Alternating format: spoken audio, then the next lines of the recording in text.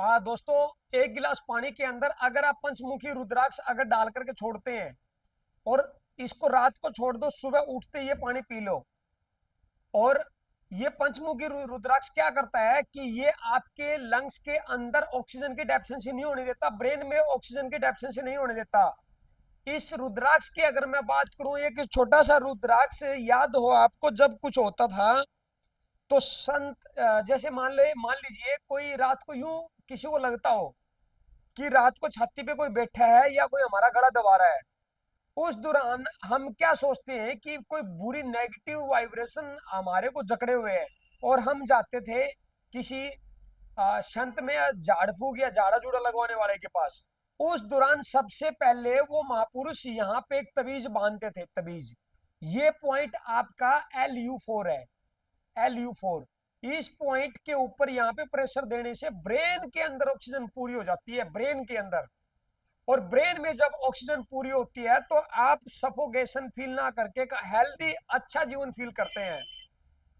अगर ये cold cup है और लंग्स आपके भर चुके हैं कोल्ड कप से और वो बलगम आप निकालना चाहते हैं, तो मैं आज आपको एक ऐसा बिंदु दूंगा जिससे आपका कोल्ड कप पहले 2 मिनट के अंदर ही, बच्चा है तो स्टूल के द्वारा, बड़ा है तो वो मुंह के द्वारा भी उसको निकाल सकता है। ये आपका स्टमक का 40 नंबर बिंदु है। जिसका भी छाती के अंदर यूं लगे कि पूरी तरह कोल्ड भर चुका है, उसी दौरान इस पॉइंट के ऊपर तेज प्रेशर दे दीजिए, तेज प्रेशर। देखते देखते ही वो कोल्ड सारा निकालना स्टार्ट कर देगा। इस ST40, इस बिंदु की बहुत खास बात है। ST40 ये स्टमक का 40 नंबर बिंदु आप दबाएं, कोल्ड कप को बाहर निकालें। अगर कोई एक्यूप्रेशर पॉइंट से ठीक करना चाहता है तो एक लहसुन की कली लेनी है, साबुत। इस लहसुन की कली को, अब ये देखिए आपके जो फेफड़े हैं, लंग्स है, ये मैं आपको चार्ट में बिल्कुल दिखा सकता हूं। चार्ट के अंदर देखिए आप, चार्ट के अंदर जब आप देखेंगे तो पाएंगे जो ये लंग्स है हमारे, देखिए आप इधर आइए, ये जो लंग्स है, और ये लंग्स मैच किस में करते हैं? अनानास में। दूसरा मैच किस में करते हैं? लहसुन में। तो एक लहसुन का ये कली यानी कि ये दाना इस पॉइंट के ऊपर लगा के छोड़ दीजिए। थोड़ी देर के बाद आप अपने बच्चे के लंग्स को बिल्कुल मजबूत हेल्दी पाओगे। कोल्ड कफ है निकल आएगा, बलगम है सारा बाहर आ जाएगा, लंग्स एकदम मजबूत हो जाएगा। और भी अगर आप रूटीन में लंग्स को मजबूत करना चाहते हैं तो एक हरी मिर्च लीजिए साबुत, उसके 4-5 टुकड़े करके पानी के अंदर डाल करके आप छोड़ दीजिए, पानी के अंदर डाल करके छोड़ दीजिए और वो पानी आप पी लीजिए। देखना आप धीरे धीरे लंग्स मजबूत होना शुरू हो जाएंगे। लंग्स आपके मेटल एलिमेंट में आते हैं, देखिए मैं आपको दिखा दूं डिटेल। ये क्या लिखा है? लंग्स मेटल एलिमेंट में आते हैं। और लाल मिर्च के और हरी मिर्च के अंदर जितना आयरन है ना, इतना किसी भी चीज में नहीं, आयुर्वेद बताता है बातें।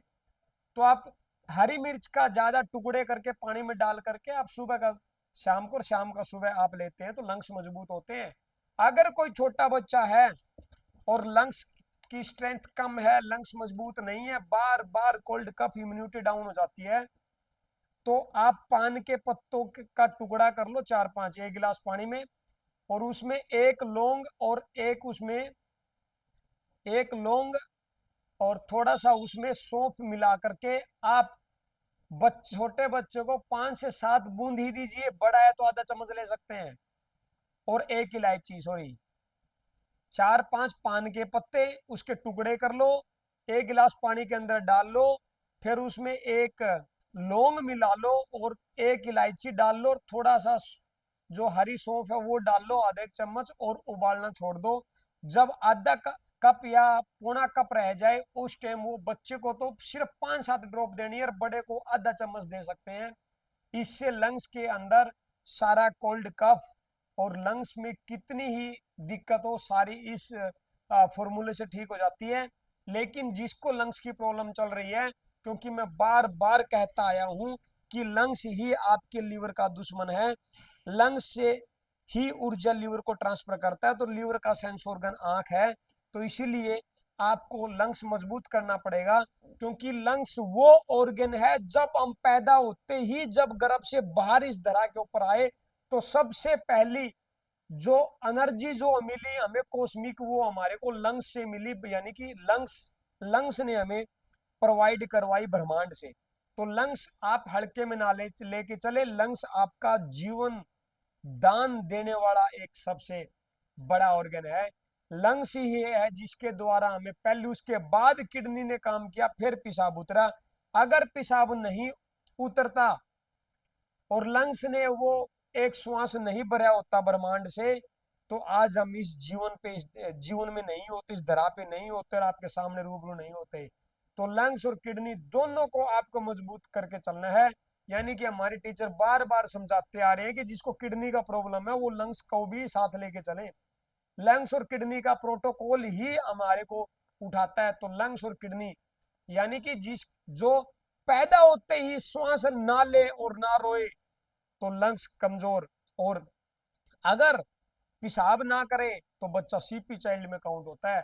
तो दोनों में से एक चीज भी अगर रह जाती है तो बच्चा सीपी चाइल्ड कहलाता है।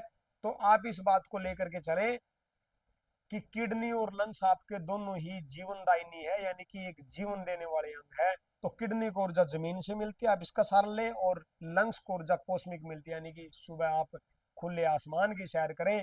14,000 लीटर ऑक्सीजन इसको चाहिए होती है, 14,000 लीटर ऑक्सीजन।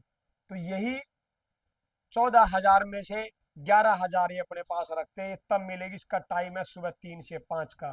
तो सुबह आप निकलिए 5 से पहले। तो ये थे लंग्स को कुछ स्ट्रॉन्ग और मजबूत करने के लिए, बलगम निकालने के लिए ST4, और लंग्स को ठीक करने के लिए ये, और दूसरा अंदर से और ज्यादा मजबूत करने के लिए हरी मिर्च के टुकड़े काट लो और पानी के अंदर छोड़ दो, सुबह पानी को छान करके पी लो।